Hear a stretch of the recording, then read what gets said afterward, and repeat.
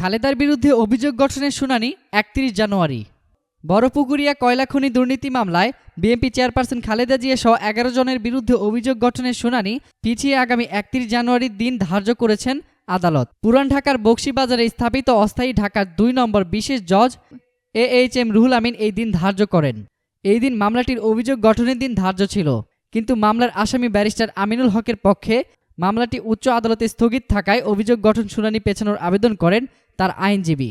শুনানি শেষে বিচারক সময় আবেদন মঞ্জুর করে নতুন দিন ধার্য করেন। এছাড়া খালেদা জিয়ার আইনজীবী সানাউল্লাহ মিয়া ও জিয়াউদ্দিন জিয়া খালেদার পক্ষে হাজিরা দাখিল করেন। মামলার অভিযোগ থেকে জানা যায়, দিনাজপুরের বড়পুকুরিয়া কয়লা খনিতে উত্তোলন ব্যবস্থা ও রক্ষণাবেক্ষণের ঠিকাদার নিয়োগে অনিয়ম এবং রাষ্ট্রের ১৫৮ কোটি ৭১ লাখ টাকা ক্ষতি ও আত্মসাতের অভিযোগে ২০০৮ সালের ২৬ ফেব্রুয়ারি শাহবাগ থানায় মামলাটি করা হয়। অভিযোগপত্র দাখিল করে দুর্নীতি দমন কমিশন।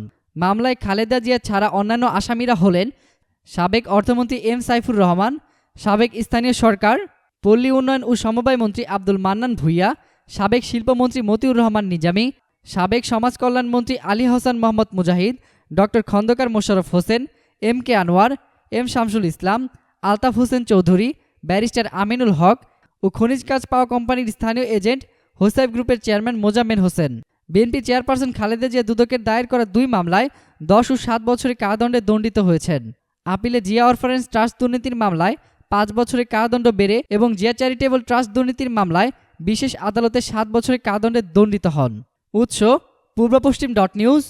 এতক্ষণ ফ্রিকি নিউজের সাথে থাকার জন্য সবাইকে ধন্যবাদ।